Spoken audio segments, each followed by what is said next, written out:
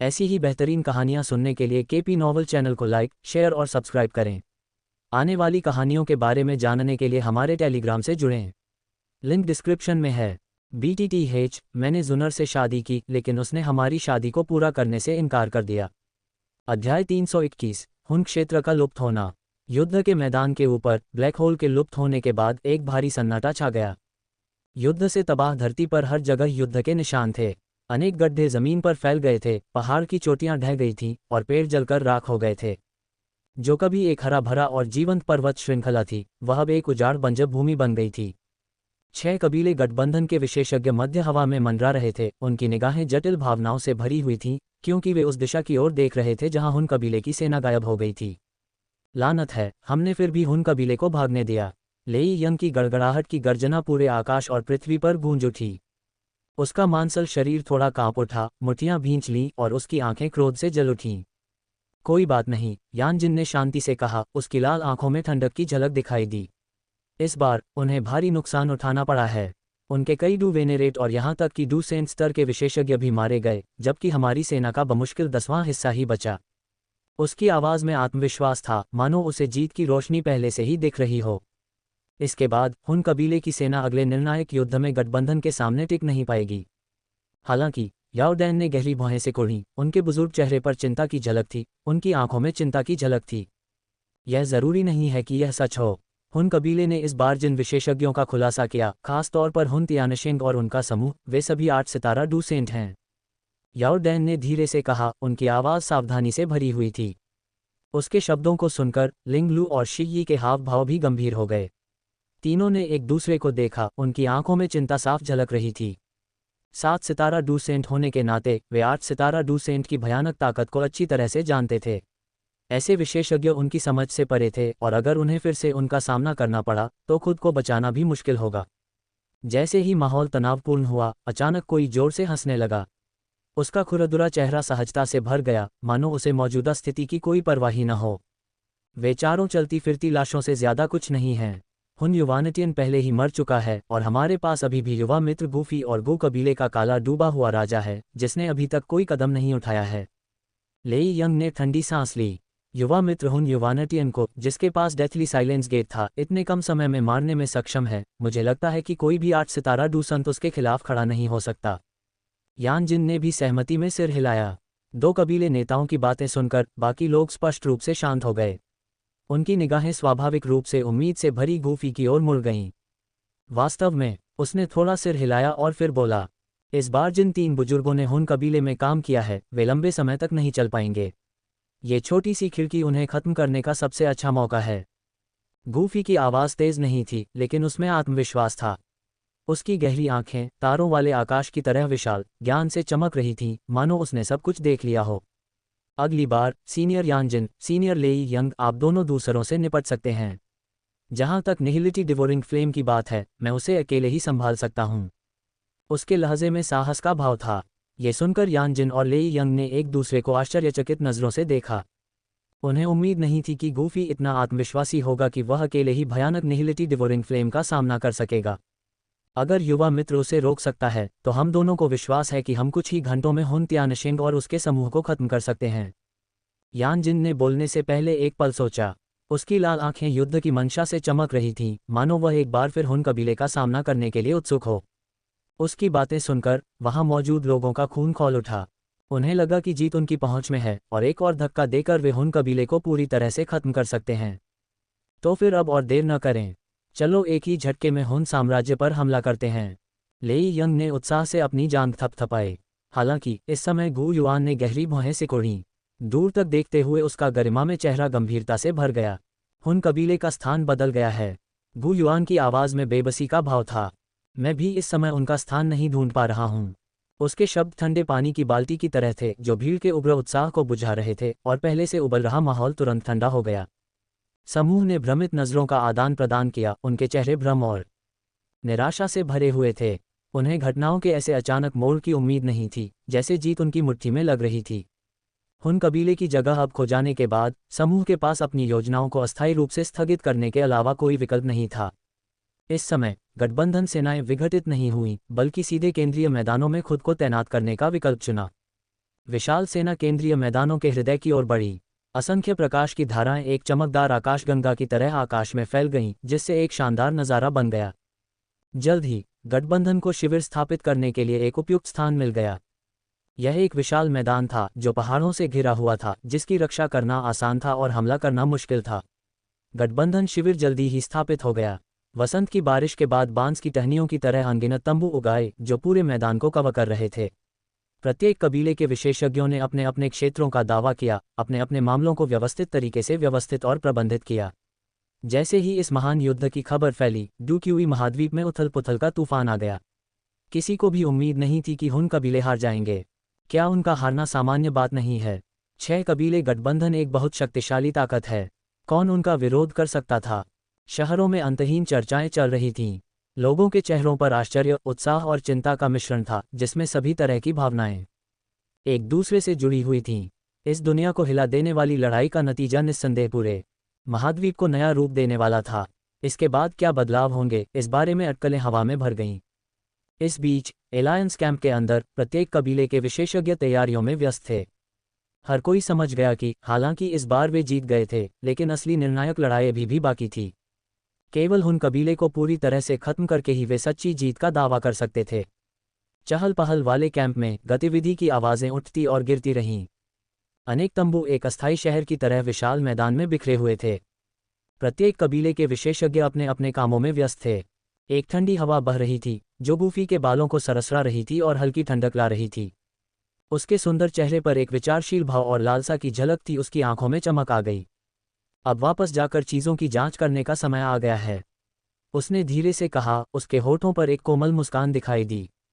उस समय उसका दिल अपने परिवार, खासकर अपने 2 प्यारे बच्चों के बारे में सोच रहा था। ऐसे महत्वपूर्ण क्षण में भी वह उनसे मिलने के लिए तरस रहा था। इस विचार को ध्यान में रखते हुए गूफी मुड़ा और शिविर के केंद्र की ओर चल पड़ा। वह जल्द ही बड़े तंबू के सामने पहुंच गया जहां लेई यंग और यानजिन थे। वरिष्ठ गूफी की आवाज़ तंबू के बाहर से आई। अंदर आओ युवा मित्र। यानजिन की जोरदार हंसी गूंज उठी। उसने तंबू का पर्दा उठाया और अंदर चला गया। लेई यंग और यानजिन एक पुरानी लकड़ी की मेज पर बैठे थे और मामलों पर चर्चा कर रहे थे। उसे अंदर आते देख उन्होंने तुरंत अपने कामों को एक तरफ रख दिया और गर्मजोशी से मुस्कुराए। अध्याय 322 कबीले की आंतरिक उथल-पुथल। युवा मित्र, क्या तुम्हें कुछ चाहिए? लेई यंग ने पूछा। उसके खुरदुरे चेहरे पर जिज्ञासा की झलक दिख रही थी। वरिष्ठ, मैं घर लौटना चाहता हूं और अपने परिवार से मिलना चाहता हूं, गूफी ने हल्की मुस्कान के साथ सीधे मुद्दे पर आते हुए कहा। ये सुनकर लेई यंग और यानजिन ने एक दूसरे को देखा। उनकी आंखों में समझ उभर आई। हालांकि वह युवा था, लेकिन वह पहले से ही अपने कबीले का नेता था, जिस पर भारी जिम्मेदारी थी। भीषण लड़ाई के बाद जहां उसने अथक संघर्ष किया, उसके लिए थोड़ा आराम करना समझदारी थी। हम समझते हैं, यानजिन ने स्वीकृति में सिर हिलाया। उसकी तीखी लाल आंखों में प्रशंसा के भाव दिख रहे थे। ठीक है, लेई यंग ने सहमति जताते हुए थोड़ा आगे झुककर गूफी के कंधे को थपथपाया। अगर कुछ हुआ तो हम आपको सूचित करेंगे। उसे इन 2 वरिष्ठों से ऐसी समझदारी की उम्मीद नहीं थी। अतीत में वे उससे बहुत ऊंचे व्यक्ति थे, फिर भी अब वे उसके साथ बहुत दयालुता से पेश आते थे।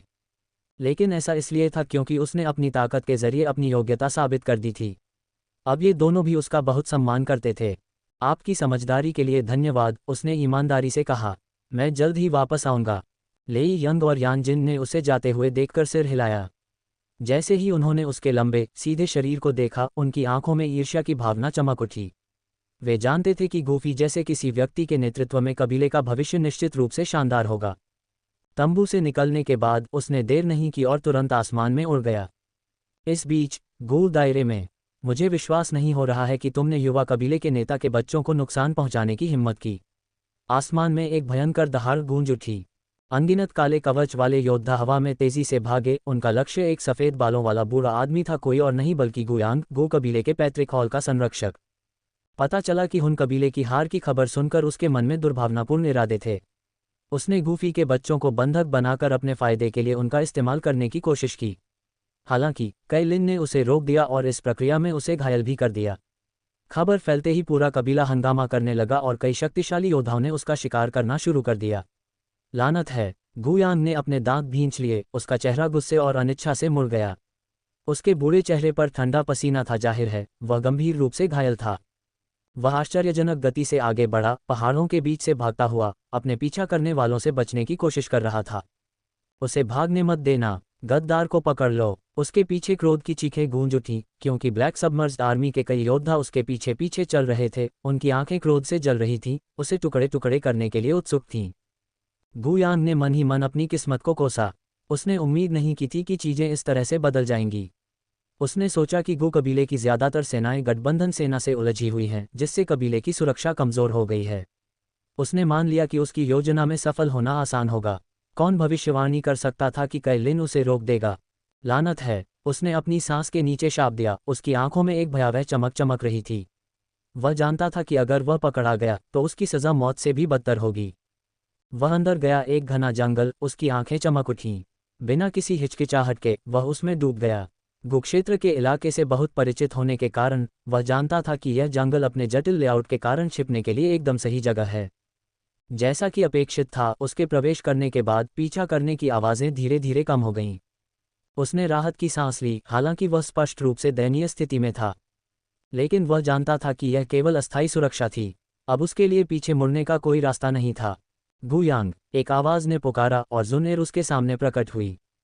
उसके सुंदर चेहरे पर अविश्वास का भाव था। स्पष्ट रूप से उसे उम्मीद नहीं थी कि एक बार सम्मानित बुजुर्ग ऐसा विश्वासघात करेगा। उसे देखते ही उसका चेहरा पीला पड़ गया। उसे यहाँ जुनेर से मिलने की उम्मीद नहीं थी। उससे मिलने का मतलब था कि उसकी स्थिति उजागर होने वाली थी। जुनेर, मैं। उसने अपना संयम बनाए रखने की कोशिश की, लेकिन इससे पहले कि वह अपनी बात पूरी कर पाता, जुनेर ने उसे बीच में रोक दिया। सफाई देने की कोई जरूरत नहीं है। आपके कार्य खुद ही सब कुछ बोल रहे हैं, उसने ठंडे स्वर में कहा। उसकी आंखों में बर्फीले दृढ़ संकल्प की चमक थी। अगले ही पल गु यांग ने अपना हाथ हिलाया, जिससे पूरे इलाके में एक चमकीली रोशनी फैल गई। जब उसने अपनी आंखें खोलीं तो वह कहीं नजर नहीं आया। उसी समय दूर से एक हलचल मच गई, क्योंकि गूली कबीले के योद्धाओं के एक समूह के साथ आया और जल्दी से इलाके को घेर लिया। जुनेर, गु पवित्र पर्वत अब बंद हो चुके हैं। वह बच नहीं सकता था, गूली ने गंभीरता से कहा और आसपास के इलाके को देखा। उसने सिर हिलाया और सम्मानपूर्वक जवाब दिया, समझ गया। टीमों में विभाजित हो जाओ। पूरे गु पवित्र पर्वत श्रृंखला की अच्छी तरह से खोज करो। हमें गु यांग को ढूंढना ही होगा। उसने जोर से आदेश दिया। उसकी आवाज़ स्पष्ट और अधिकारपूर्ण थी। हाँ, ब्लैक सबमर्ज्ड आर्मी के योद्धाओं ने एक स्वर में जवाब दिया। उनकी आवाज़ें शक्तिशाली रूप से गूंज रही थीं।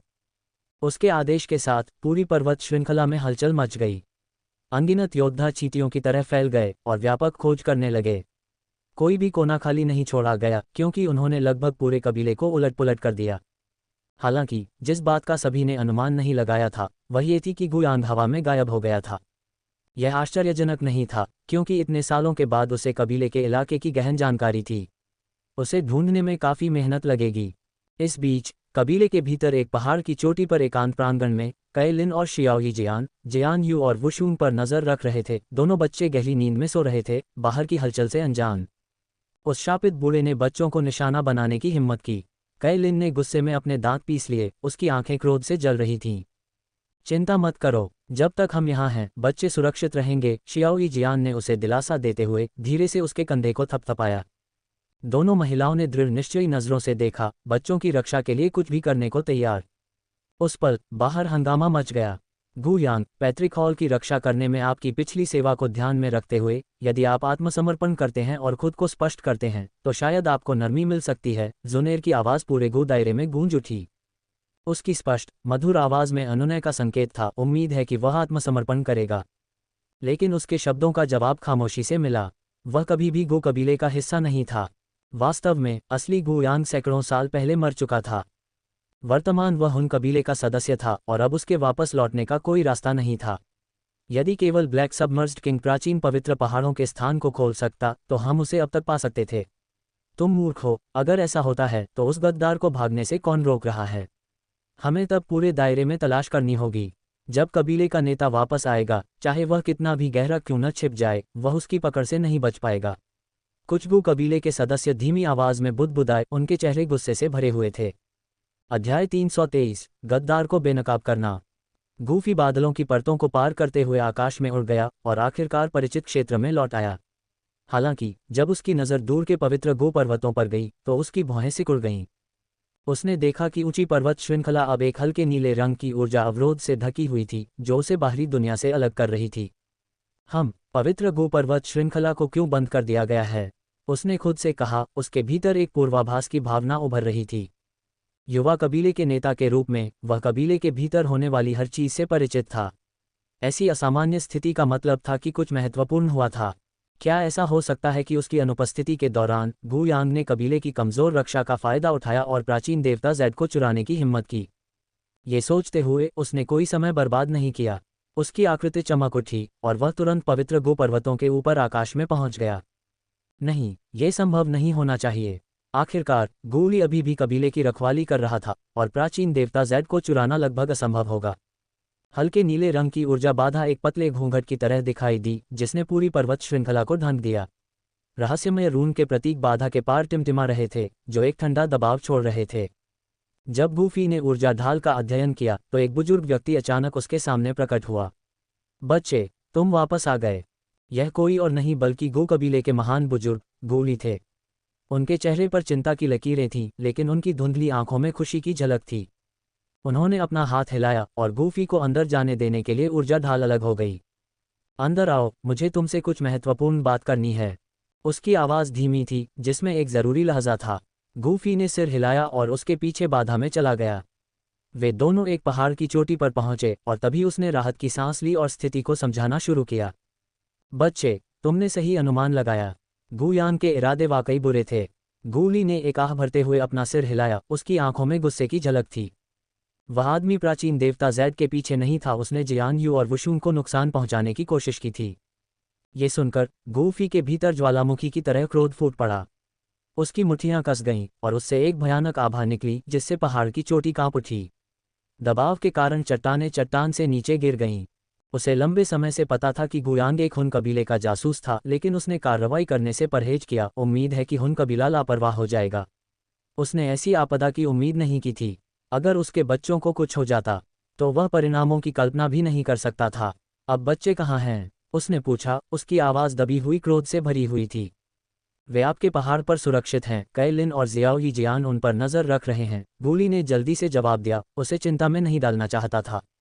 उसने सिर हिलाया और उसका रूप एक पल में गायब हो गया। कुछ ही क्षणों बाद वह अपने पहाड़ पर पहुंच गया। शिखर दरवाज़ा खोलते ही उसने देखा कि दो प्यारे बच्चे बिस्तर पर शांति से सो रहे थे।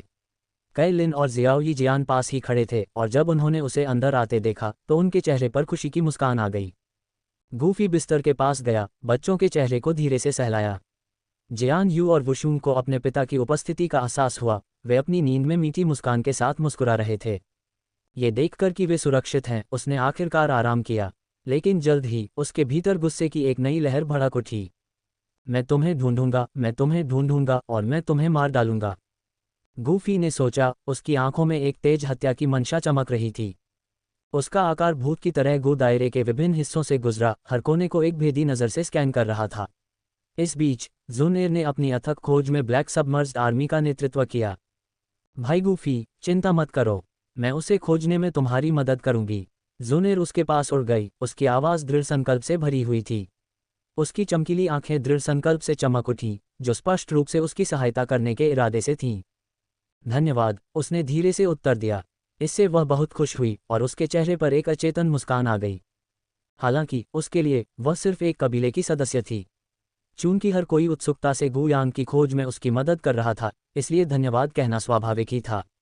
वह आकाश में आगे पीछे उड़ता रहा। उसकी निगाहें नीचे पहाड़ों और घाटियों को स्कैन कर रही थीं। अचानक जब वह एक सुनसान चोटी के ऊपर से गुजरा तो उसके दिमाग में एक विशेष सिस्टम अलर्ट बज उठा। डिंग! गुयांग दोषी महसूस कर रहा है। भावनात्मक मूल्य जोड़ 3। उसने अपनी भौहें उठाईं, हवा में रुक गया। तुरंत और भी सिस्टम अलर्ट बज उठे जो सभी गुयांग के भावनात्मक उतार चढ़ाव से संबंधित थे। गूफी ने अनुमान लगाया कि वह आसपास ही छिपा होगा, संभवतः उसके नीचे ऊंचे पहाड़ के भीतर। अपनी आंखें सिकोड़ते हुए उसकी आंतरिक ऊर्जा बढ़ गई और उसके पतले शरीर के चारों ओर सुनहरी रोशनी चमक उठी। उसके चारों ओर हवा में अनगिनत सुनहरे रंग घूम गए। मेरे लिए ब्रेक! गूफी ने अपनी दाहिनी हथेली से वार करते हुए सोचा। एक पल में आसमान का रंग बदल गया। पतली हवा से एक विशाल सुनहरा हथेली का निशान दिखाई दिया जो पहाड़ की तरह नीचे उतर रहा था। हथेली के टकराने पर हवा मुड़ गई और चीख उठी जिससे धरती हिल गई। धमाका, एक बहरा करने वाले विस्फोट के साथ पूरा पहाड़ हमले की भयानक शक्ति के नीचे ढह गया। उल्काओं की तरह सभी दिशाओं में पत्थर उड़ गए और जमीन हिंसक रूप से हिल गई जैसे कि वह टूटने वाली हो। पेड़ उखड़ गए और शक्तिशाली हमले से परिदृश्य तबाह हो गया। धूल ने आसमान को भर दिया, सूरज को ढक दिया। पूरा इलाका मलबे के बादल में डूबा हुआ था, मानो दुनिया का अंत आ गया हो। जब धूल आखिरकार जमने लगी तो सभी की आंखों के सामने एक विशाल गड्ढा दिखाई दिया जो सैकड़ों मीटर चौड़ा और अथाह गहरा था। गड्ढे के चारों ओर की चट्टान की दीवारें चिकनी और चमकदार थीं, जो स्पष्ट रूप से अत्यधिक गर्मी से पिघल गई थीं। फिर भी विनाश के बावजूद वह अभी भी गुयांग को नहीं ढूंढ पाया था। अजीब है, गूफी ने बड़बड़ाया। उसकी भौहें सिकुड़ गईं क्योंकि वह एक तेज नज़र से आसपास के वातावरण को स्कैन कर रहा था। अचानक उसकी गहरी इंद्रियों ने भूमिगत गहराई में एक फीकी छिपी हुई आभा का पता लगाया। ओह, अभी भी छिपने की कोशिश कर रहे हो? वह ठहाका लगाता हुआ बोला। उसकी आंखों में ठंडी रोशनी चमक रही थी। उसने अपना दाहिना पैर उठाया और उसके चारों ओर सुनहरी रोशनी फैल गई। उसके पैर के नीचे अनगिनत सुनहरे रंग जमा हो गए। बाहर आओ, NOWELL-BE-IN.C ओम। एक भयंकर चीख के साथ वह नीचे उतरा। धमाका, पूरी दुनिया कांप उठी। उसके पैर से सुनहरी दरारें मकड़ी के जाले की तरह सभी दिशाओं में फैल गईं। धरती हिंसक रूप से हिल गई, मानो वह टूटने वाली हो। अचानक गहरे भूमिगत से एक चिलचिलाती गर्मी फूट पड़ी। धमाका, एक बहरा कर देने वाली गर्जना के साथ ढह गए पहाड़ के आधार से आग का एक विशाल स्तंभ फट गया, जो फटते हुए ज्वालामुखी की तरह आकाश की ओर बढ़ रहा था। स्तंभ 7 रंगों की एक जीवंत सरणी थी, जो विनाश की एक भयानक आभा बिखेर रही थी। जैसे जैसे आग बढ़ती गई, उसके चारों ओर की हवा तीव्र गर्मी से वाष्पित हो गई, जिससे एक वैक्यूम बन गया। यहाँ तक कि आसपास की चट्टानें भी अत्यधिक तापमान के कारण पिघले हुए लावा में बदल गईं। अध्याय 324, खुद को बहुत ज्यादा आंकना। आसमान में चिलचिलाती धूप चमक रही थी, जो गु क्षेत्र की पर्वत श्रृंखला पर अपनी तीव्र गर्मी बिखेर रही थी। हवा में घुटन भरा तनाव भरा भाव था। गूफी के धरती को हिला देने वाले प्रहार से पूरा पहाड़ ढह गया, जिससे अनगिनत चट्टानें उल्काओं की तरह चारों तरफ उड़ने लगीं। घूमती धूल के बीच जमीन की गहराई से एक आकृति उभरी, अस्त-व्यस्त और हताश गंभीर। यह कोई और नहीं बल्कि गुयांग था, जो कुछ समय से छिपा हुआ था। उसका झुर्रियों वाला चेहरा आतंक से भरा हुआ था, उसकी आंखें डर से टिमटिमा रही थीं। एक बार उसने जो साफ सुथरा लबादा पहना था वह अब फटा हुआ था, और वह धूल से लथपथ और पूरी तरह से दयनीय दिखने वाले बीच हवा में तैर रहा था। यह आश्चर्य की बात नहीं थी। उस प्रहार की शक्ति ने पूरे क्षेत्र को लगभग खंडहर में बदल दिया था। चाहे वह छिपने में कितना भी कुशल क्यों न हो, उसके लिए छिपने की कोई जगह नहीं बची थी। युवा कबीले के नेता, मुझे छोड़ दो, NOWELL-BE-IN.C ओम। उसे देखते ही वह तुरंत हवा में घुटनों के बल बैठ गया, बार बार झुककर दया की भीख मांगता रहा। उसके मुरझाए हुए हाथ गूफी के वस्त्रों को ऐसे पकड़ रहे थे मानो वे उसकी आखिरी उम्मीद हो, जैसे डूबता हुआ आदमी तिनके का सहारा ले रहा हो। लेकिन अंदर ही अंदर वह सच जानता था, अपने परिवार को निशाना बनाने के बाद वह बच नहीं सकता था। खासकर अपने बच्चों को निशाना बनाने के बाद। गूफी की प्रतिक्रिया को देखते हुए उससे निकलने वाली दमनकारी आभा के साथ वह पहले से ही निराशा से परे था। उसी क्षण एक स्पष्ट और मधुर आवाज गूंजी, गुयांग, तुमने गूफी के बच्चों को क्यों निशाना बनाया? तुम्हारे इरादे क्या थे? जुन एयर ब्लैक सबमर्ज्ड आर्मी के एक दस्ते के साथ आए। बोलते समय उसकी खूबसूरत आंखें गुस्से से जल रही थीं। उसके तेजस्वी चेहरे पर भ्रम की अभिव्यक्ति थी। वह समझ नहीं पा रही थी कि वह ऐसा क्यों करेगा। यह कोई आश्चर्य की बात नहीं थी, क्योंकि वह अभी भी उसकी असली पहचान से अनजान थी। ब्लैक सबमर्ज्ड आर्मी ने गुयांग को घेर लिया। उनका काला कवच सूरज की रोशनी में ठंड से चमक रहा था। उन्होंने अपने भाले तैयार रखे, उसे तेज सतर्क आंखों से देखते हुए, किसी भी क्षण हमला करने के लिए तैयार। मिस जुनर, कृपया मेरी ओर से दया की भीख मांगें। ये सब गलतफहमी है, उसने विनती की, जुन एयर को ऐसे पकड़ते हुए जैसे वह उसकी आखिरी जीवन रेखा हो। ये सुनकर जुन एयर हिचकिचाई। उसकी चमकीली आंखों में अनिश्चितता की झलक दिखाई दी और उसने हल्के से अपने होंठ काटे, विचारों में खोई हुई। आखिरकार उसके दिमाग में गुयांग हमेशा कबीले का एक वफादार बुजुर्ग रहा था। सालों से उसने बिना किसी गलती के पैतृक हॉल की रक्षा की थी। इतना सम्मानित बुजुर्ग बिना किसी कारण के ऐसा कुछ कैसे कर सकता है? आसपास के गु कबीले के बुजुर्ग आपस में फुसफुसाने लगे, उन्हें संदेह भरी आंखों से देखते हुए। वह गुयांग नहीं है। उसी पल गूफी की ठंडी आवाज गूंजी, ये व्यक्ति हुन कबीले द्वारा भेजा गया एक जासूस है। उसकी तीखी नज़र घुटने टेकने वाले व्यक्ति पर टिकी हुई थी। उसका स्वर ठंडा था। जिस क्षण उसने कहा, पूरी घाटी में मौत जैसा सन्नाटा छा गया।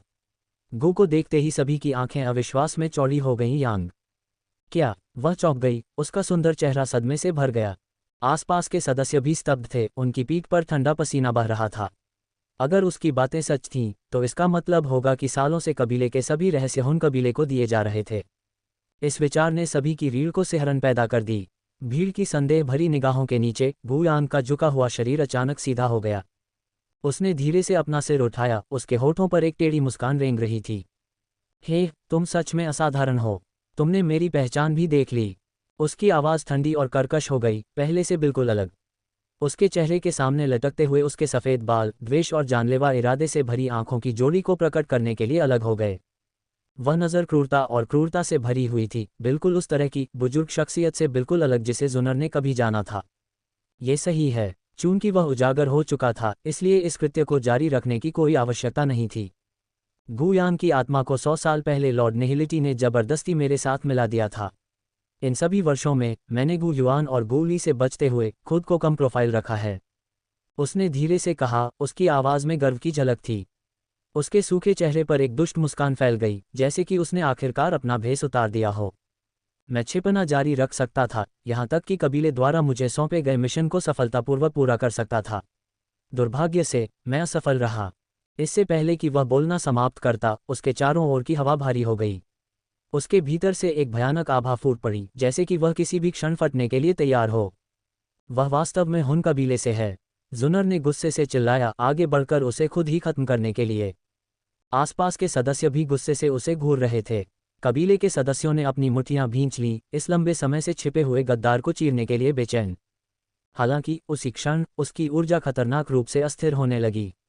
ऊर्जा की काली धाराएं उसके शरीर के चारों ओर सांपों की तरह घूम रही थीं, जिससे खतरनाक आभा निकल रही थी। अगर मैं मर भी जाऊं, तो गू युआन की बेटी को अपने साथ ले जाना सार्थक होगा। गू यांग हंसा, उसकी आंखें पागलपन से चमक रही थीं। उसका कमजोर शरीर हिंसक रूप से फूलने लगा, विस्फोट के कगार पर। एक 5 सितारा डू संत के रूप में उसका आत्मा विनाश दसियों मील के दायरे में सब कुछ नष्ट करने के लिए पर्याप्त होगा। यहाँ तक कि एक 6 सितारा डू संत भी इस तरह के विस्फोट का सामना करने की हिम्मत नहीं कर सकता। ये देखकर कि वह खुद को विस्फोट करने वाला था, बाकी सभी पीले पड़ गए। भारी ऊर्जा निर्माण से बचाव करना असंभव होगा, और मौजूद सभी लोग, जिनमें जुनर भी शामिल है, बर्बाद हो जाएंगे।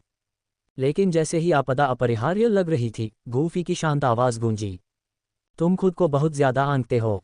उसने धीरे से अपना हाथ उठाया, और अचानक गू यांग के सामने एक बहुत बड़ी स्थानिक दरार दिखाई दी। दरार एक विशाल मुंह की तरह खुली, जिसमें से एक भयानक विनाशकारी शक्ति निकल रही थी। धमाका! एक दबी हुई आवाज़ के साथ आत्मा विनाश से उत्पन्न अपार ऊर्जा तुरंत स्थानिक दरार द्वारा निगल ली गई। पूरी प्रक्रिया सहज और सहज थी। जैसे ही धूल जमी, दृश्य स्पष्ट हो गया।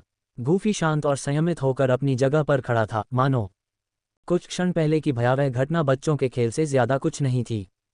उस पल हर कोई उसे सदमे में देख रहा था। अब जाकर उन्हें एहसास हुआ कि युवा कबीले का नेता कितना शक्तिशाली हो गया था। एक 8 सितारा डू संत की ताकत के साथ उसने आसानी से एक घातक आपदा को बेअसर कर दिया था। ऐसी शक्ति खुद गू युआन की याद दिलाती थी। एक पल में पूरा राज्य हिल गया। अनगिनत युवा लोग विस्मय से उसकी आकृति को देख रहे थे, उनकी आंखें श्रद्धा और प्रशंसा से भरी हुई थीं। कबीले के भीतर का आंतरिक संकट आखिरकार उसके तेज और निर्णायक कार्यों से हल हो गया था, और उसने जो ताकत दिखाई, उसने पूरे गू कबीले को पुनर्जीवित कर दिया था। अध्याय 325 गतिरोध। Central plains, falling star pavilion. धुंध से घिरे पहाड़ की चोटी पर एक ऊंचा मंडप खड़ा था, जिसके चारों ओर अनगिनत विदेशी फूल और पौधे थे, उनकी खुशबू हवा में फैल रही थी। दूर एक झरना एक चट्टान के किनारे से सफ़ेद रिबन की तरह नीचे गिर रहा था, जो एक गर्जनापूर्ण ध्वनि पैदा कर रहा था। पवेलियन के सबसे ऊंचे कक्ष के अंदर काले रंग की पोशाक पहने एक युवक खिड़की के पास चुपचाप बैठा था। उसका सुंदर चेहरा और सितारों जैसी आंखें दृढ़ संकल्प से भरी हुई थीं। ये युवक कोई और नहीं बल्कि जियाओयान था। इस समय वह एक जेड टोकन पकड़े हुए था, उसकी नज़र उसके भीतर एक हल्की टिमटिमाती रोशनी पर टिकी हुई थी। हालांकि कमज़ोर, रोशनी में एक जीवन शक्ति थी, उसके पिता की आत्मा की छाप। ये कैसे हो सकता है? उसने खुद से कहा, उसकी आंखें लालसा से भरी हुई थीं। पिता की जीवन शक्ति अभी भी मौजूद है, लेकिन कोई खबर नहीं है। बस तुम कहाँ हो? 10 साल से ज्यादा समय तक उसके पिता की आत्मा की छाप बनी रही, जो ये दर्शाता था कि वह अभी भी जीवित है। लेकिन वह इतने लंबे समय तक क्यों गायब था? ये सवाल उसे सालों से परेशान कर रहा था। हालांकि जियाओयान में दूसरी दुनिया के एक वयस्क की आत्मा थी, लेकिन इस जीवन में अपने पिता के प्रति उसका सम्मान और कृतज्ञता बहुत गहरी थी। उसकी यादों में जब हर कोई उसे बेकार समझकर उसका मजाक उड़ाता था, तो सिर्फ उसके पिता ने ही उसे कभी नहीं छोड़ा, हमेशा उसका साथ और प्रोत्साहन दिया।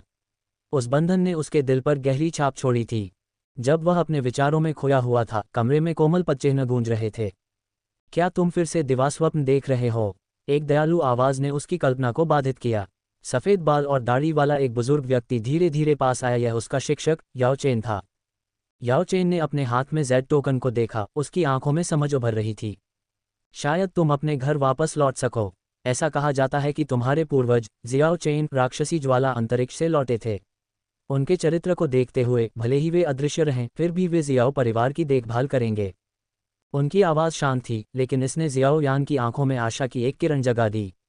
ये सही है, मैं पूर्वज जियाओ चेन के बारे में कैसे भूल सकता था। अगर वे मदद करने को तैयार हैं, तो मेरे पिता को खोजने की संभावनाएं काफ़ी बढ़ जाएंगी।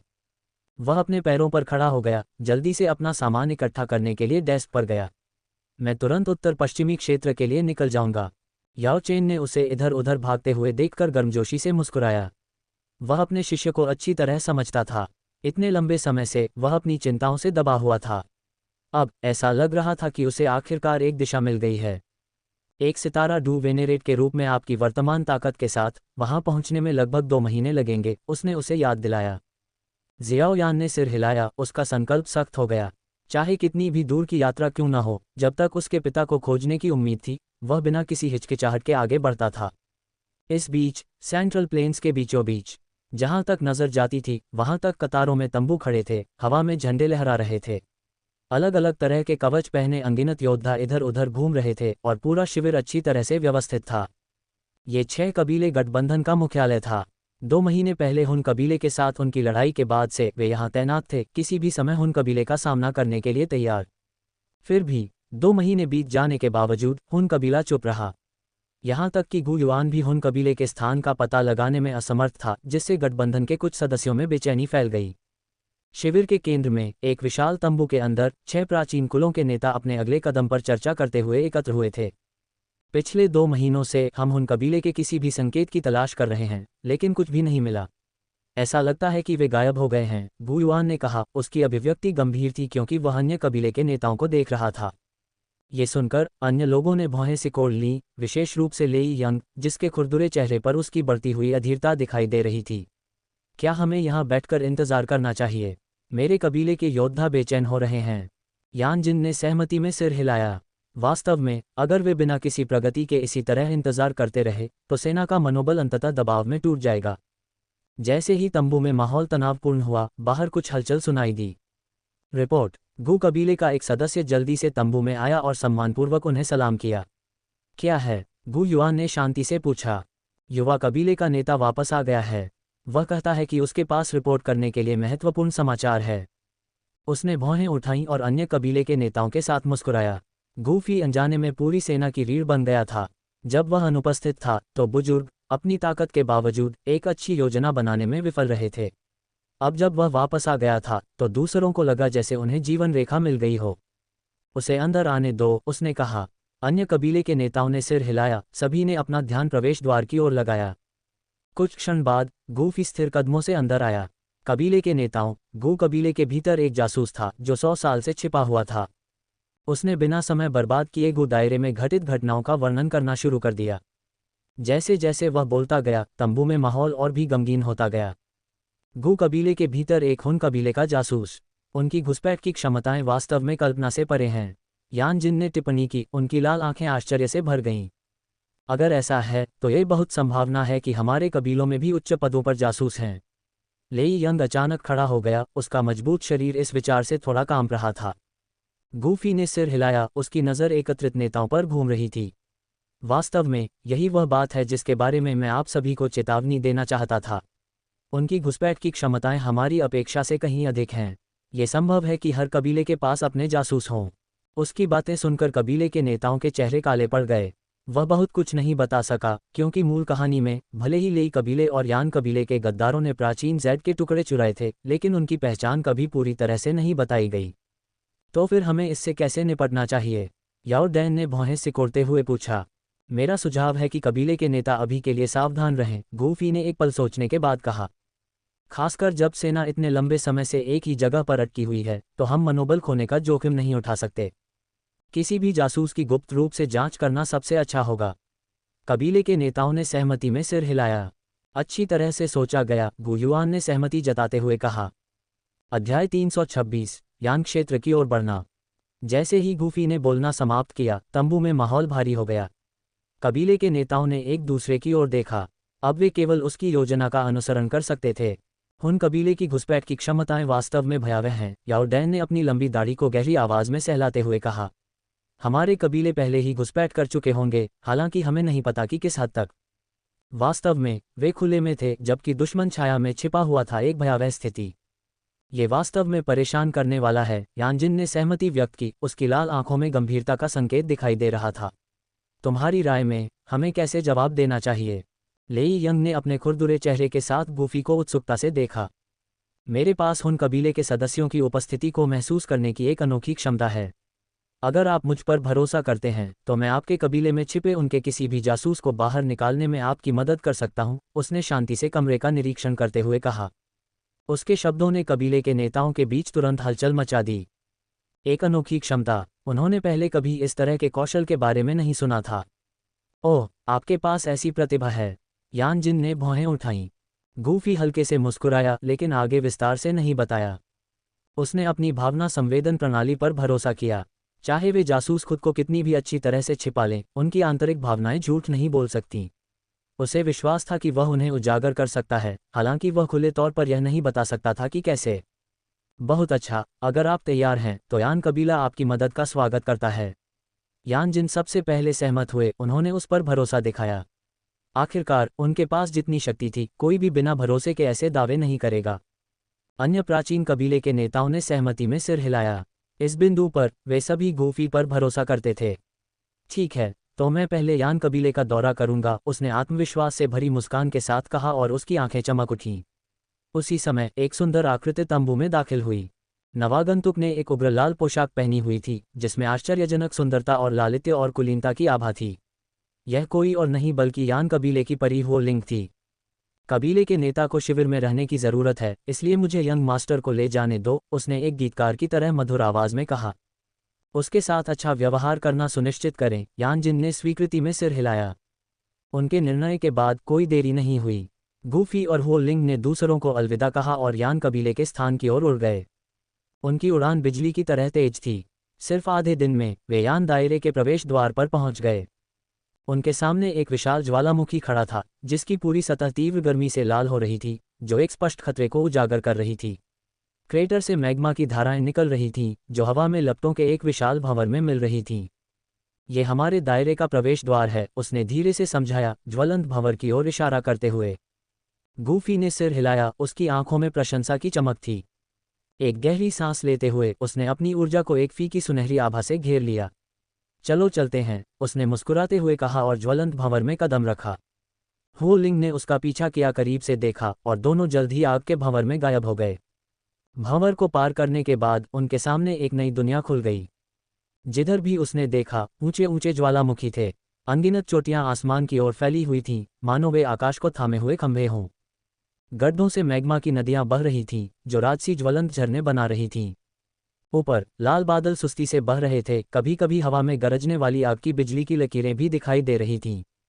यहाँ का तापमान बहुत ज्यादा था, जिससे आम लोगों के लिए सांस लेना भी मुश्किल हो रहा था। ये दृश्य सेंट्रल प्लेन्स की रोस्टिंग फायर माउंटेन रेंज से कहीं ज्यादा शानदार था, जो नरक के समान किसी क्षेत्र में खड़े होने का आभास देता था। यान कबीला वाकई विस्मयकारी है, गूफी ने प्रशंसा की, उसकी आंखें आश्चर्य से भर गईं। हुओ लिंग उसके शांत व्यवहार की प्रशंसा करने से खुद को रोक नहीं सका। यहाँ तक कि अनुभवी डूसेंट विशेषज्ञ भी इस क्षेत्र में पहली बार आने पर अक्सर अभिभूत हो जाते थे, फिर भी वह विचलित रहा। युवा गुरु, चलो आगे बढ़ते हैं, उसने धीरे से कहा। उसने सिर हिलाया और एक कदम आगे बढ़ने ही वाला था कि अचानक आसमान से एक ज्वलंत आकृति उतरी। करीब से देखने पर पता चला कि यह एक बहुत बड़ा पक्षी था, जो पूरी तरह से आग की लपटों में घिरा हुआ था। इसके पंखों का फैलाव दर्जनों मीटर तक फैला हुआ था, जिससे बहुत ज्यादा शक्ति निकल रही थी। ये फायर फीनिक्स है, उसने समझाया, दिव्य ज्वाला पर्वत श्रृंखला की हमारी सवारी। उसने सिर हिलाया और पक्षी की पीठ पर उसके पीछे चला गया। एक तीखी चीख के साथ फीनिक्स ने अपने पंख फड़फड़ाए, प्रकाश की एक धधकती हुई लकीर में बदल गया और आकाश में उड़ गया। जैसे ही वे उड़े, उनके सामने ज्वालामुखियों की एक विशाल श्रृंखला अंतहीन रूप से फैली हुई थी। श्रृंखला के केंद्र में एक विशाल ज्वालामुखी खड़ा था, जो बाकी से ऊंचा था, गहरे लाल रंग में चमक रहा था और भारी दबाव पैदा कर रहा था। ये हमारे कबीले की पवित्र भूमि है, उसने कहा, उसकी आंखें गर्व से चमक रही थीं। उस क्षण दो आकृतियां दूर से आईं, पलक झपकते ही उनके सामने प्रकट हो गईं। युवा गुरु, बहुत दिनों से नहीं मिले, एक तीखी मधुर आवाज ने पुकारा। लाल पोशाक में एक आकर्षक महिला उनकी ओर उड़ी। उसके सुंदर चेहरे पर खुशी झलक रही थी और उसकी चमकीली आंखें उत्साह से चमक रही थीं। उसके बगल में एक सुंदर युवक था। हुओ जी ने तुम्हें बहुत याद किया है, तुम उसे कब घर ले जाओगे? हुओ जुबान ने चिढ़ाते हुए कहा, उसके चेहरे पर एक चंचल मुस्कान थी। तुम क्या बकवास कर रहे हो? हुओ जी ने गहरी शर्मिंदगी के साथ उसे घूर कर देखा। हालांकि उसने गूफी की ओर एक नज़र डाली, लेकिन जब उसने उसके शांत भाव को देखा तो उसे निराशा का एहसास हुआ। वह केवल मुस्कुराया और हुओ जुबान के मजाक का जवाब नहीं दिया। मैं यहाँ किसी भी हुन कबीले के जासूस की पहचान करने में मदद करने के लिए आया हूँ, गूफी ने अपने आसपास को देखते हुए कहा। उसके शब्दों पर उनके भाव गंभीर हो गए, उनकी मुस्कान गायब हो गई। क्या हमारे कबीले में हुन कबीले के जासूस हैं? हुओ जुबान ने कहा, उसकी आंखें अविश्वास से चौड़ी हो गईं। क्या ये सच है? हुओ जी ने पूछा, उसके खूबसूरत चेहरे पर चिंता झलक रही थी। वास्तव में मैंने जो सीखा है उसके अनुसार उनकी घुसपैठ करने की क्षमता हमारी कल्पना से कहीं ज्यादा है। ये संभावना है कि न केवल आपके बल्कि अन्य कुलों में भी हुन कबीले के एजेंट हैं, गंभीरता से उत्तर दिया। ये सुनकर हुओ जी और हुओ जुबान ने चिंतित नजरों का आदान प्रदान किया, उनके भाव और भी गंभीर होते गए। अध्याय 327, यान कबीले में गद्दार। जब उन्हें अपने रैंकों के भीतर हुन कबीले के एक गद्दार द्वारा उत्पन्न संभावित खतरे का एहसास हुआ तो उन्हें स्थिति की गंभीरता का एहसास हुआ। क्या यंग मास्टर के पास इन गद्दारों को उजागर करने का कोई तरीका है? हुओ जी ने उत्सुकता से पूछा। चिंता मत करो, गूफी ने लापरवाही से जवाब दिया। मुझे पहले अपने क्षेत्र का एक नज़र डालने दो। चिलचिलाती धूप ने लाल रंग की भूमि को नहलाया, जिससे हवा में सल्फर की हल्की गंध भर गई। दूरी में ऊंचे ज्वालामुखी रुक रुक कर लावा उगल रहे थे। उच्च तापमान के बावजूद हमारे क्षेत्र में बहुत सारे संसाधन हैं, उसने आगे एक हरे भरे घाटी की ओर इशारा करते हुए कहा। वह वास्तव में उसे यान क्षेत्र के दौरे पर ले गई और उसने घाटी का सर्वेक्षण करते हुए सिर हिलाया। ये फूलों की एक जीवंत सरणी से भरा हुआ था, जो दर्शाता है कि कई जड़ी बूटियां क्षेत्र की चरम स्थितियों के अनुकूल हो गई थीं। अद्भुत, उसने बेपरवाही से टिप्पणी की, हालांकि वह वास्तव में दृश्य पर ध्यान केंद्रित नहीं कर रहा था। उसका असली इरादा मौजूद किसी भी हुन कबीले के सदस्यों की भावनात्मक उतार चढ़ाव को महसूस करना था। हुओ जी फूलों की घाटी में गूफी की रुचि से प्रसन्न होकर मुस्कुराए। चूंकि तुम यहाँ हो तो मैं तुम्हें और भी दिखाऊंगी, उसने कहा, उसकी आंखें प्रत्याशा से चमक रही थीं। वह मुस्कुराया और सहमति में सिर हिलाया जब वे एक छोटे से पहाड़ी रास्ते पर साथ साथ चल रहे थे। रास्ते में यान कबीले के कई सदस्यों से मिले।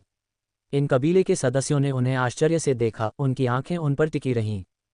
डिंग, यान कबीले के सदस्य ईर्ष्या महसूस कर रहे थे, भावना मूल्य जोड़ 5।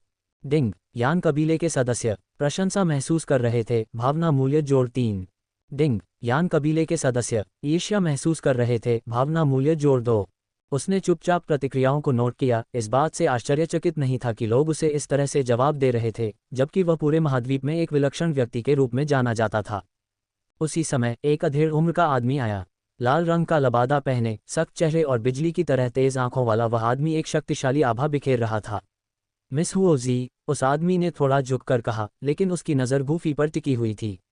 क्या ये वही प्रसिद्ध यंग मास्टर है जिसके बारे में मैंने बहुत सुना है? उसने सिर हिलाया और उसका परिचय कराया। ये हमारे कबीले के बुजुर्गों में से एक है। आपसे मिलना सम्मान की बात है, बुजुर्ग ने विनम्रता से कहा, उसके चेहरे पर हल्की मुस्कान थी। इतनी कम उम्र में आपकी उपलब्धियां वास्तव में सराहनीय हैं। गूफी ने शांति से मुस्कुराते हुए बुजुर्ग की चापलूसी पर ज्यादा ध्यान नहीं दिया, बल्कि उसे ध्यान से देखा। हालांकि बुजुर्ग की अभिव्यक्ति शांत पानी की तरह शांत रही, जिसमें कोई भावनात्मक उतार चढ़ाव नहीं था। डिंग, जिज्ञासा महसूस हुई, भावना मूल्य जोड़ 1। उसने मन ही मन देखा कि यह बुजुर्ग भरोसेमंद लग रहा था। कुछ सुखद बातचीत करने के बाद बुजुर्ग ने विदा ली और हुओ जी ने उसे यान दायरे के शानदार नज़ारे दिखाना जारी रखा। आगे वह जगह है जहां मैं प्रशिक्षण लेती हूं, उसने दूर एक विशाल ज्वालामुखी की ओर इशारा करते हुए कहा। उसकी आवाज़ में गर्व का भाव था। गूफी ने ऊपर देखा और विशाल ज्वालामुखी को देखा, जिसका रंग गहरा लाल था, जिसके शिखर से लगातार मैग्मा निकल रहा था, जिससे आकाश में आग का एक विशाल बादल बन रहा था। यह एक अद्भुत दृश्य था। प्रभावशाली, उसने ईमानदारी से कहा। उसकी प्रशंसा सुनकर उसकी आंखें खुशी से चमक उठीं। यदि आप रुचि रखते हैं तो हम ज्वालामुखी के अंदर का पता लगा सकते हैं, उसने शर्मीलेपन से सुझाव दिया। उसने उत्सुकता से सिर हिलाया। वे हवा में उड़े और जल्दी से दिव्य ज्वालामुखी के तल पर पहुंच गए। हालांकि जैसे ही वे अंदर जाने वाले थे, एक कठोर आवाज सुनाई दी। रुको, ये पर्वत निषिद्ध है। किसी भी अनधिकृत व्यक्ति को अंदर जाने की अनुमति नहीं है। एक बुजुर्ग व्यक्ति, जिसके बाल और दाढ़ी सफ़ेद थी, ज्वालामुखी के भीतर से निकला। उसकी तीखी नज़र उस पर टिकी हुई थी और एक दूसंत की शक्तिशाली आभा उससे निकल रही थी। बड़े, ये युवा मास्टर गूफी है। वह हमारे कबीले का मेहमान है और कबीले के नेता ने हमें विशेष रूप से उसके साथ अत्यंत सम्मान से पेश आने का निर्देश दिया है, हुओजी ने जल्दी से समझाया। ये सुनकर बुजुर्ग की अभिव्यक्ति नरम पड़ गई और उसने आश्चर्य से उसका मूल्यांकन किया। आह, मैं समझ गया। क्षमा करें, युवा गुरु। हालांकि ये पर्वत एक प्रतिबंधित क्षेत्र है और मुझे आपकी समझ के लिए पूछना चाहिए। उसने बिना किसी अपराध के धीरे से मुस्कुराया। डिंग, सावधानी महसूस की, भावना मूल्य जोड़ दो। गूफी ने चुपचाप स्वीकृति दे दी। बुजुर्ग की प्रतिक्रिया सामान्य थी, बस सावधानी दिखा रही थी, धोखे के कोई संकेत नहीं थे। ज्वालामुखी की आगे की खोज में उसकी कोई विशेष रुचि नहीं थी। हालांकि मूल घटनाओं में गद्दार ने कबीले के नेता की अनुपस्थिति में कबीले के पवित्र हॉल से यान कबीले के प्राचीन देवता जैड को चुरा लिया था। उन्होंने अनुमान लगाया कि गद्दार कोई उच्च पद पर बैठा व्यक्ति होगा जो शायद ही कभी खुद को दिखाता हो। गूफी ने फैसला किया कि कबीले के पैतृक हॉल का निरीक्षण करने का समय आ गया है। उस समय परी हुओ लिंग उनके सामने प्रकट हुई। चूंकि कबीले का नेता अनुपस्थित है, इसलिए मेरे पास सर्वोच्च अधिकार है। मैं तुम्हें पैतृक हॉल में जाने की अनुमति देता हूँ। वह इस बात से थोड़ा हैरान था कि वह कितनी आसानी से सहमत हो गई। पैतृक हॉल एक अत्यंत महत्वपूर्ण स्थान था, जो आमतौर पर बाहरी लोगों के लिए दुर्गम था। आपके भरोसे के लिए धन्यवाद, गूफी ने सिर हिलाया। आपका स्वागत है। कबीले के नेता ने हमें गद्दार को उजागर करने में आपकी सहायता करने का निर्देश दिया है, इसलिए निश्चित रूप से आप पैतृक हॉल में प्रवेश कर सकते हैं, उसने मुस्कुराते हुए कहा, रास्ता दिखाते हुए। जल्द ही वे पूरी तरह से लाल पत्थरों से बने एक विशाल महल के सामने पहुंच गए, जिसमें एक प्राचीन और गंभीर आभा थी। पत्थर पर उकेरी गई लपटें ज्वलंत और जीवंत दिखाई दे रही थीं। ये हमारा पैतृक हॉल है, जिसकी रक्षा हमारे कुछ सबसे सम्मानित बुजुर्ग करते हैं, हुओ लिंग ने समझाया। गूफी ने सिर हिलाया और आसपास के वातावरण को देखा। अचानक उसकी पुतलियां थोड़ी सिकुड़ गईं। डिंग, दोषी महसूस किया, भावना मूल्य जोड़ दो। सिस्टम के संकेत के बाद उसकी नज़र पैतृक हॉल के प्रवेश द्वार पर खड़े एक मोटे बुजुर्ग पर पड़ी। जब बुजुर्ग ने उसकी निगाह को देखा तो उसकी अभिव्यक्ति लड़खड़ा गई और उसकी आंखों में घबराहट की झलक दिखाई दी। वह उन कबीले का जासूस है, उसने बुजुर्ग की ओर इशारा करते हुए घोषणा की। माहौल तुरंत जम गया। बुजुर्ग हुओ जियोनग, क्या चल रहा है? हुओ लिंग ने अविश्वास में पूछा। उस पल बुजुर्ग का चेहरा पीला पड़ गया और उसके माथे पर ठंडा पसीना दिखाई दिया। कुछ गलतफहमी होनी चाहिए, मैं जासूस कैसे हो सकता हूँ? उसने संयम बनाए रखने की कोशिश करते हुए हकलाते हुए कहा। हालांकि उसकी कांपती आवाज़ ने उसे धोखा दे दिया। अध्याय 328, मेरे शब्द ही प्रमाण हैं। यान क्षेत्र में एक विशाल ज्वालामुखी के तल पर लाल रंग की धरती एक विशाल कैनवास की तरह फैली हुई थी, जो लावा और ज्वालामुखीय राख से दम घुटने वाले नरक के रूप में चित्रित थी। हवा में सल्फर की तीखी गंध थी। इसकी दम घोंटने वाली उपस्थिति अंडरवर्ल्ड की गहराई से किसी चीज़ की सांस की तरह थी। दूर दूर तक ऊंचे ऊंचे ज्वालामुखी आसमान में उठे हुए थे। उनकी रूपरेखा जलती हुई गर्मी से विकृत हो गई थी, जो प्राचीन जानवरों की एक सोती हुई सेना की तरह लग रही थी। अचानक जमीन हिंसक रूप से हिलने लगी और एक गगनभेदी गर्जना ने आसमान को चीर दिया। निकटतम ज्वालामुखी एक क्रोध के साथ फट गया। पिघला हुआ लावा एक क्रोधित ड्रैगन की तरह उगल रहा था, जो सीधे आकाश में आग उगल रहा था। उस समय पैतृक मंदिर के सामने वातावरण तनाव से भारी हो गया। गूफी के हाल के शब्द बम की तरह थे, जो सभी उपस्थित लोगों के दिलों में फट गए। हर किसी की निगाहें बड़े हुओ जियोंग पर टिकी थीं और भीड़ में अटकलों की फुसफुसाहट फैल गई। अगर उसका आरोप सच होता तो आज कबीले में अराजकता फैल जाती। परी हुओ लिंग अचंभित खड़ी थी, उसकी खूबसूरत आंखें खाली घूर रही थीं। हुओ जियोंग लंबे समय से कबीले में एक सम्मानित व्यक्ति था। अचानक जासूस होने का आरोप किसी के लिए भी स्वीकार करना मुश्किल था। हुओ जी और हुओ जुवान ने असहज नज़रों का आदान प्रदान किया। अगर वह वास्तव में हुन कबीले के लिए एक जासूस था तो यह उनके कबीले के लिए एक विनाशकारी झटका होगा। हो जियोंग के उच्च पद और कबीले के भीतर कई वर्षों को देखते हुए कौन जानता है कि उसने पहले ही कितने रहस्य लीक कर दिए थे। यान कबीले के अन्य सदस्य भ्रम और अविश्वास में एक दूसरे को देखने लगे।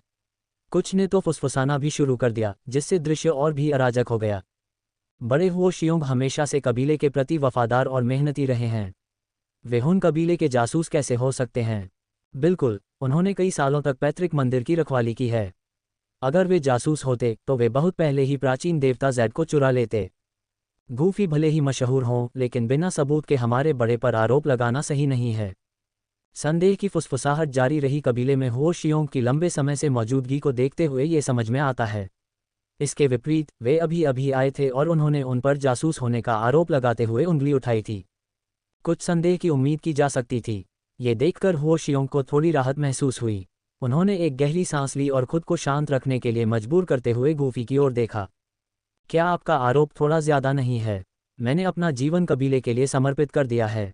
मैं हुन कबीले का जासूस कैसे हो सकता हूँ? क्या आपके पास कोई सबूत है? उसकी आवाज़ में आक्रोश था। जैसे ही उसने बोलना समाप्त किया, दूसरों ने उसका समर्थन करना शुरू कर दिया। हाँ, आप बिना सबूत के आरोप नहीं लगा सकते। बिना सबूत के किसी बुजुर्ग पर आरोप लगाना बहुत दूर की बात है। हमारे कबीले को इतनी आसानी से धमकाया नहीं जा सकता। नवंबर LBJNN। इस बढ़ते संदेह का सामना करते हुए गूफी बिल्कुल भी परेशान नहीं हुआ। उसके सुंदर चेहरे पर एक हल्की मुस्कान थी, उसकी निगाहें तेज थीं और वह सीधे हो जियोंग की ओर देख रहा था। जैसे ही उसकी नज़रें उससे मिलीं, जियोंग का दिल तुरंत अपराध बोध से भर गया और उसने नज़रें फेर लीं। हे, मुझे आश्चर्य है कि तुम कब तक ये हरकत कर पाओगे। गूफी के लहजे में मनोरंजन था, मानो उसने पहले ही सब कुछ समझ लिया हो। परी हो, तुम यहाँ से बाकी सब संभाल सकती हो। वह हो लिंग की ओर मुड़ा, ये कहते हुए वह वहाँ से जाने लगा। उसके लिए संदेह की बड़बड़ाहट अपेक्षित थी, लेकिन जासूस की पहचान पहले ही हो चुकी थी, इसलिए उसका जांच पर समय बर्बाद करने का कोई इरादा नहीं था। अगर यान कबीले ने इसे गंभीरता से नहीं लिया, तो गूफी के लिए और अधिक प्रयास करने का कोई मतलब नहीं था। आखिरकार उनके लिए किसी को साबित करना या खत्म करना उसकी जिम्मेदारी नहीं थी। इसके अलावा कई कबीलों का भाग्य उसके कंधों पर टिका होने के कारण उसके पास इस तरह के तुच्छ मामलों से निपटने का समय नहीं था। हालांकि जैसे ही गूफी दूर जाने वाला था, हो जियोंग घबरा गया। उसका बड़ा मांसल शरीर थोड़ा कांप उठा और उसके चेहरे पर शांत भाव तुरंत ही बिखर गया। रुको, तुम सबूत दिखाए बिना नहीं जा सकते। उसकी आवाज़ में तत्परता थी और वह जल्दी से गूफी को रोकने के लिए आगे बढ़ा। वह अचानक पलटा, उसकी नज़र बिजली की तरह तेज थी, जो हो जियोंग को भेद रही थी। एक पल के लिए समय रुक गया और हवा भारी दबाव से घनी हो गई। अगले ही पल गूफी के शरीर से एक भयानक आभा निकली जो स्वर्ग और पृथ्वी को हिला सकती थी। धमाका, ऐसा लगा जैसे प्रकृति के नियम ही हिल गए हों।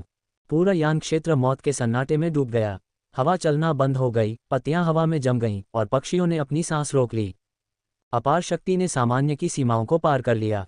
गूफी स्वर्ग से उतरे एक देवता की तरह खड़ा था, जो हर चीज को देख रहा था छूत।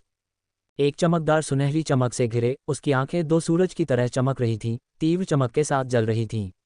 जो कोई भी उसकी नज़र से मिला, उसकी आत्मा कांप उठी। उसके बाल हवा में लहरा रहे थे और उसके वस्त्र ऐसे लहरा रहे थे मानो वह ब्रह्मांड के नियमों का अवतार हो। मेरे शब्द ही इसका प्रमाण हैं। उसकी आवाज़ जोरदार नहीं थी, फिर भी उसमें एक ज़बरदस्त अधिकार था। ये सरल कथन सभी के कानों में गूंज उठा, उनके दिलों की गहराई में गूंज उठा। भयानक दबाव एक विशाल ज्वार की लहर की तरह बढ़ गया, जो बाहर की ओर फैल रहा था। एक पल में कई मील के दायरे में हवा जम गई, जिससे एक विशाल वैक्यूम बन गया। जमीन फट गई, जिससे दूर दूर तक जाल जैसी दरारें बन गईं। इस दबाव के भार से दूर के पहाड़ भी कांप उठे, मानो वे इस दुर्जय आकृति के सामने झुक रहे हों। अनगिनत कबीले के सदस्य सहज रूप से कुछ कदम पीछे हट गए। यहाँ तक कि हो लिंग भी अपने चेहरे पर डर का एक संकेत प्रकट करने से खुद को नहीं रोक पाए। हो शियों का चेहरा राख हो गया और उसके पैर बेकाबू होकर कांपने लगे। भयावह आभा के नीचे ऐसा लग रहा था कि उसका शरीर किसी भी क्षण गिर सकता है। उसके माथे पर ठंडा पसीना आ गया। पूरा दृश्य एक भयानक सन्नाटे में डूब गया, हर कोई गूफी की शक्ति से चकित था। उसने जानबूझकर उन्हें डराने के लिए अपनी ताकत का इस्तेमाल नहीं किया था, लेकिन उसके लिए यह इतना मामूली मुद्दा था कि इसे और अधिक स्पष्टीकरण देने की जरूरत नहीं थी। एक लंबे विराम के बाद परी हो लिंग आखिरकार अपनी उलझन से बाहर आए। चिंता मत करो, हम इसकी पूरी तरह से जांच करेंगे। उसकी आवाज़ में अब सम्मान का भाव था, जो स्पष्ट रूप से स्थिति की गंभीरता को महसूस कर रहा था। गूफी ने अपना आभा वापस लेते हुए सिर हिलाया। उसने जाने से पहले हो शियोंग को एक आखिरी नज़र से देखा। जब वह चला गया तो दर्शकों ने एक दूसरे को देखा, उनकी आंखें जटिल भावनाओं से भरी हुई थीं। अब वे पूरी तरह से समझ गए थे कि उसके शब्द निराधार नहीं थे। अपनी वर्तमान स्थिति और शक्ति के साथ उसे किसी ऐसे बुजुर्ग पर झूठा आरोप लगाने की कोई ज़रूरत नहीं थी जिसे वह जानता भी नहीं था। बुजुर्ग, कृपया हमारे साथ आइए, हमें पूरी तरह से जांच करनी है। हो लिंग ने एक गहरी सांस ली, उसकी नज़र हो जियोंग पर टिकी हुई थी। ये सुनकर उसका चेहरा मौत की तरह पीला पड़ गया। इस समय उसे पता था कि वह अपनी असली पहचान को छिपाना जारी नहीं रख सकता। अध्याय 329, लेई क्षेत्र की ओर बढ़ना। यान क्षेत्र में स्थिति हल हो गई थी और स्वाभाविक रूप से गूफी अब और नहीं रुकेगा। वर्तमान स्थिति के साथ यान और लेई कबीले गो और हुन कबीलों के बाद सबसे शक्तिशाली प्राचीन कबीले होने के नाते दुश्मन द्वारा घुसपैठ किए जाने पर एक बड़ा खतरा पैदा करेंगे। बर्बाद करने के लिए कोई समय नहीं था। उसे जांच करने के लिए तुरंत लेई क्षेत्र की ओर जाना था। जैसे ही वह चला गया, यान क्षेत्र में अराजकता फैल गई। ये खबर कि एल्डर हो जियोंग की पहचान हुन कबीले के जासूस के रूप में की गई थी, पूरे कबीले में जंगल की आग की तरह फैल गई। परी हुओ लिंग स्थिति की गंभीरता को जानते हुए पूरी तरह से जांच शुरू करने के लिए तुरंत उच्च सम्मानित बुजुर्गों के एक समूह को इकट्ठा किया। चिलचिलाती लपटों से भरे एक तहखाने के अंदर हो जियोंग को लोहे की जंजीरों से कसकर बांध दिया गया था। उसका एक बार शक्तिशाली शरीर अब कमजोर दिखाई दे रहा था और उसकी बेजान आंखें जमीन पर खाली घूर रही थीं। भाई, क्या तुम्हें याद है कि उस दिन हमारे प्रशिक्षण के दौरान क्या हुआ था? सफ़ेद बालों वाला एक बुजुर्ग धीरे धीरे कालकोठरी में दाखिल हुआ और हो शियोंग को जटिल भाव से देखता रहा। हो शियोंग सवाल सुनकर थोड़ा कांप उठा और अपना सिर ऊपर उठा लिया। बेशक मुझे याद है, हमने साथ में प्रशिक्षण लिया था। साथ में। उसकी आंखें भ्रम से चमक उठीं और उसने जल्दी से अपना संयम वापस पाने की कोशिश की। हालांकि उसके शब्द आधे रास्ते में ही लड़खड़ा गए और उसके माथे पर पसीना आने लगा। तुम ये कैसे भूल सकते हो? हमने उस खतरनाक घाटी में 3 साल तक प्रशिक्षण लिया था। बुजुर्ग ने निराशा में आह भरी, अपना सिर हिलाया। हो शियोंग का चेहरा पीला पड़ गया और उसकी आंखों में घबराहट के भाव उभर आए। उसी क्षण एक और बुजुर्ग अंदर आया। क्या तुम्हें उस बच्चे का नाम याद है जिसे हमने साथ मिलकर बचाया था? इस बुजुर्ग ने हो शियोंग को तीखी आंखों से देखा, उसका स्वर गंभीर था। उसका शरीर कांप उठा और उसके चेहरे पर डर की झलक दिखाई दी। मुझे याद है, वह हकलाया, लेकिन बुजुर्ग ने उपहास किया।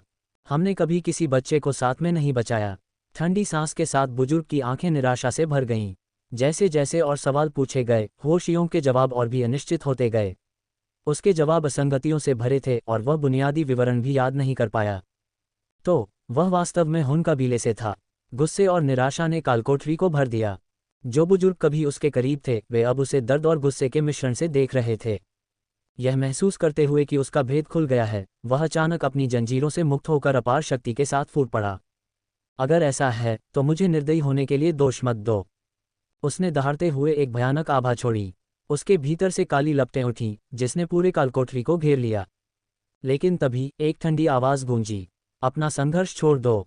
परी हो लिंग कालकोठरी के प्रवेश द्वार पर प्रकट हुई। उसका चेहरा भावहीन था, उसकी आंखों में बर्फीले दृढ़ संकल्प थे। उसे देखकर उसके चेहरे पर निराशा की झलक दिखाई दी। वह जानता था कि वह उससे मुकाबला नहीं कर सकता। अगर मैं नीचे जा रहा हूं तो मैं तुम्हें अपने साथ ले जाऊंगा। उसने एक पागल हंसी निकाली क्योंकि उसके भीतर की ऊर्जा खतरनाक रूप से अस्थिर हो गई थी। उसका शरीर फूलने लगा, मानो वह फटने वाला हो। मृत्यु को आमंत्रित कर रहा हूं। उसने उपहास किया और अपना हाथ आगे बढ़ाया। तुरंत उसकी हथेली से भयानक लपटें निकलीं, जिसने उसे पूरी तरह से अपनी चपेट में ले लिया। एक भयानक चीख के साथ हो जियोंग का शरीर पलक झपकते ही राख में बदल गया। कुछ ही क्षणों में परी हो लिंग ने उस जासूस को मार डाला जो इतने सालों से यान कबीले में छिपा हुआ था। इस बीच गूफी लेई क्षेत्र में आ गया था। चारों ओर देखने पर उसने हर जगह चांदी की रोशनी से जगमगाते अजीबोगरीब पेड़ देखे। ये लेई कबीले के अनोखे चांदी के पेड़ थे, जो न केवल दुनिया में लगातार गड़गड़ाहट की शक्ति को प्रसारित करने में सक्षम थे, बल्कि कबीले की खेती के लिए एक महत्वपूर्ण संसाधन के रूप में भी काम कर रहे थे। ऊपर बादलों के बीच से बिजली की अनगिनत विशाल चमकें, साथ में बहरा करने वाली गड़गड़ाहट। पूरा क्षेत्र गड़गड़ाहट की भयावह आभा से भर गया था, जिससे ऐसा लग रहा था कि किसी भी क्षण उन पर हमला हो सकता है। यहाँ तक कि पूरे क्षेत्र में बिखरी काली चट्टानें भी लगातार बिजली के हमलों से झुलस गई थीं। जब गूफी क्षेत्र की भव्यता पर आश्चर्यचकित था तो अचानक दूर से एक आकृति उसके पास आए। गौर से देखने पर वह व्यक्ति कोई और नहीं बल्कि लेई डोंग था। भाई, काफी समय हो गया है। लेई डोंग ने सम्मान में अपनी मुट्ठियां बांधते हुए गर्मजोशी से उसका अभिवादन किया। उसकी तेज, बिजली जैसी आंखों में खुशी और थोड़ी सी असहजता का मिश्रण था, जो स्पष्ट रूप से खुश था, फिर भी उसके आने से कुछ हद तक शर्मिंदा था। कबीले के नेता ने मुझे गद्दारों को जड़ से उखाड़ने के काम में आपकी सहायता करने का निर्देश दिया है। हम आपकी मदद से सम्मानित हैं, भाई। लेई डोंग का लहजा सम्मानजनक और विनम्र था। गूफी ने थोड़ा सिर हिलाया, उसकी निगाह उसके चेहरे पर थी। वह महसूस कर सकता था कि उसके प्रति उसका रवैया पहले की तुलना में बहुत दोस्ताना हो गया था, संभवतः उसकी वर्तमान स्थिति और शक्ति के कारण। स्वाभाविक रूप से गूफी ने अतीत पर ध्यान नहीं दिया। आप बहुत विनम्र हो रहे हैं।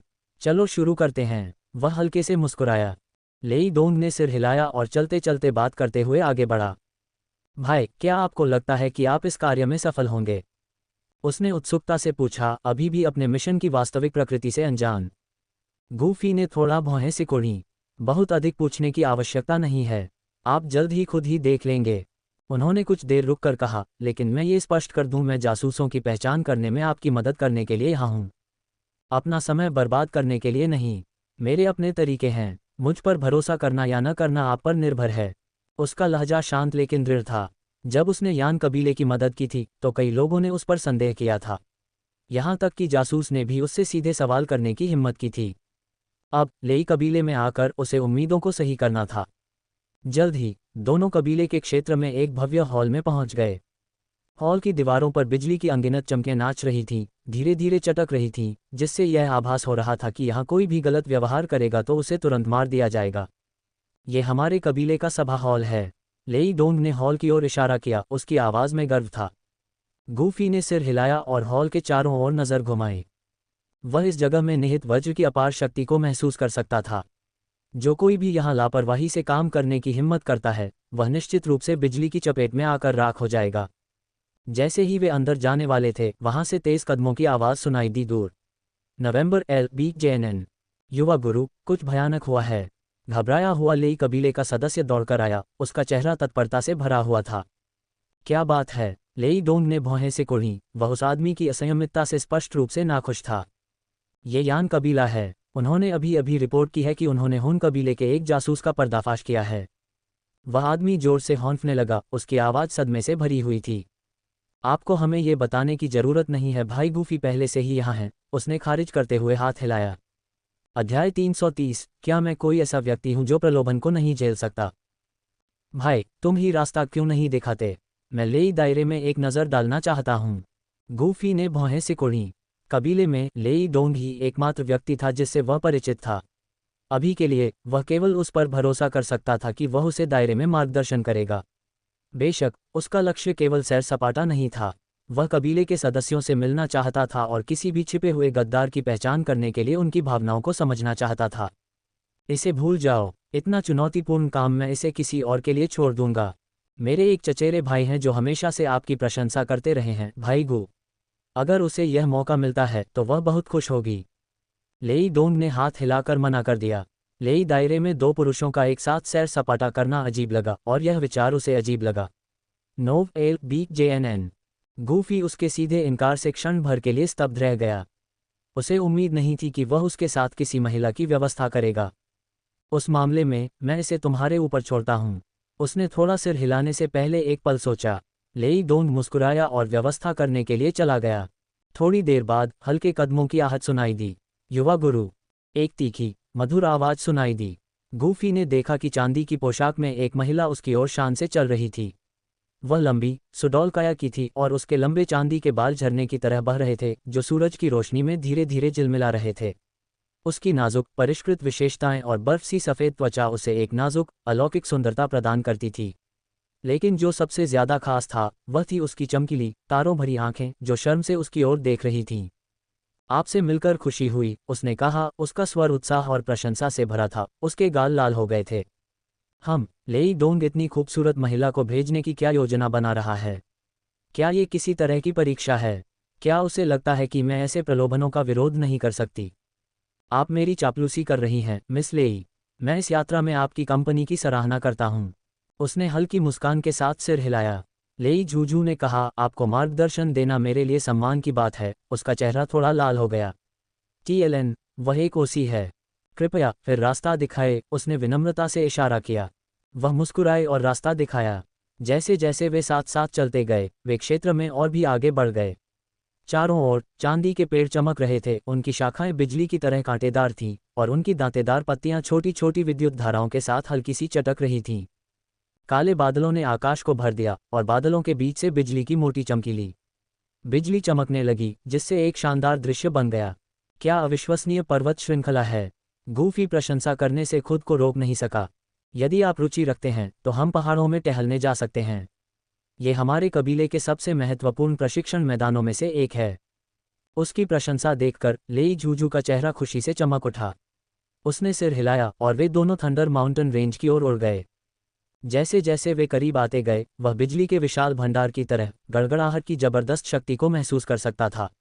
अपनी मौजूदा ताकत के साथ भी वह इसके विशाल पैमाने से हिल गया। हालांकि यह उसे नुकसान नहीं पहुंचा सकता था, लेकिन कमजोर कबीले के सदस्यों के लिए यहां प्रशिक्षण बेहद खतरनाक होगा। पहाड़ की तलहटी में गूफी ने ऊपर देखा, इसकी विशाल भव्यता पर अचंभित हो रहा था। अनगिनत चांदी की बिजली के बोल्ट इसकी सतह पर नाच रहे थे, एक खतरनाक ऊर्जा के साथ चटक रहे थे, जिससे ऐसा लग रहा था जैसे किसी भी क्षण कोई बिजली का झटका लग सकता है। क्या हम ऊपर जाएं? उसने सुझाव दिया। उसने सिर हिलाया और दोनों चोटी की ओर चढ़ गए। जैसे जैसे वे ऊपर चढ़ते गए, गड़गड़ाहट की ऊर्जा की तीव्रता और भी मजबूत होती गई। उसने महसूस किया कि उसके चारों ओर की हवा एक अस्थिर ऊर्जा से धड़क रही है। अगर कोई साधारण व्यक्ति यहाँ होता तो वह गड़गड़ाहट की जबरदस्त शक्ति से चकनाचूर हो जाता। धमाका! अचानक बिजली की एक मोटी चमक गिरी। गूफी ने तुरंत प्रतिक्रिया की, लेई जूजू को पकड़ लिया और समय रहते चकमा दे दिया। बिजली की चमक बाल बाल उनसे बच गई, जिससे हवा में झुलसा हुआ निशान रह गया। धन्यवाद, उसने कहा। उसका चेहरा लाल हो गया। वह थोड़ा मुस्कुराया और उसे छोड़ दिया। वे जल्द ही पहाड़ की चोटी पर पहुंच गए। वहां से पूरा क्षेत्र दिखाई दे रहा था, सूरज की रोशनी में चमकते चांदी के पेड़ों का एक समुद्र। दूर दूर तक अनगिनत बिजली के बोल्ट आसमान में चमक रहे थे, जो एक शानदार नज़ारा बना रहे थे। लेई कबीला वास्तव में विस्मयकारी है, गूफी ने ईमानदारी से कहा। अगर आपको यहाँ अच्छा लगता है तो हम थोड़ी देर और रुक सकते हैं, लेई जूजू मुस्कुराया। उसने सिर हिलाया, उसकी आंखें क्षेत्र को स्कैन कर रही थीं। डिंग! आसपास के कबीले के सदस्य ईर्ष्या महसूस करते हैं। भावना मूल्य जोड़ 5। डिंग! आसपास के कबीले के सदस्य प्रशंसा महसूस करते हैं। भावना मूल्य जोड़ 3। डिंग! आसपास के कबीले के सदस्यों को ईर्ष्या महसूस होती है। भावना मूल्य जोड़ 2। सिस्टम की सूचनाएं उसके दिमाग में गूंज रही थीं। लेई कबीले के सदस्यों की भावनाएं वैसी ही थीं जैसी उसने यान कबीले में महसूस की थी, सम्मान और भय दोनों। लेकिन उसने इन भावनाओं पर ज्यादा ध्यान नहीं दिया। उसका लक्ष्य लेई कबीले के बीच छिपे हुए गद्दार को ढूंढना था। उसी समय चांदी के लबादे में एक बुजुर्ग व्यक्ति आया। उसके बाल और दाढ़ी सफ़ेद थे, उसका चेहरा दयालु था, लेकिन उसकी आंखें ज्ञान से चमक रही थीं। युवा गुरु, मैं आपका पहले ठीक से स्वागत न करने के लिए क्षमा चाहता हूँ। कृपया मुझे माफ़ करें, बुजुर्ग ने सम्मानपूर्वक झुकते हुए कहा। गूफे ने थोड़ा सिर हिलाया। औपचारिकता की कोई ज़रूरत नहीं है, वरिष्ठ। मैं लेई जियाओ हूँ, बुजुर्ग ने अपना परिचय दिया। गूफे ने उसे देखा, लेकिन सिस्टम ने कोई असामान्य भावनात्मक प्रतिक्रिया नहीं पकड़ी। ऐसा लग रहा था कि यह बुजुर्ग वह व्यक्ति नहीं था जिसकी उसे तलाश थी।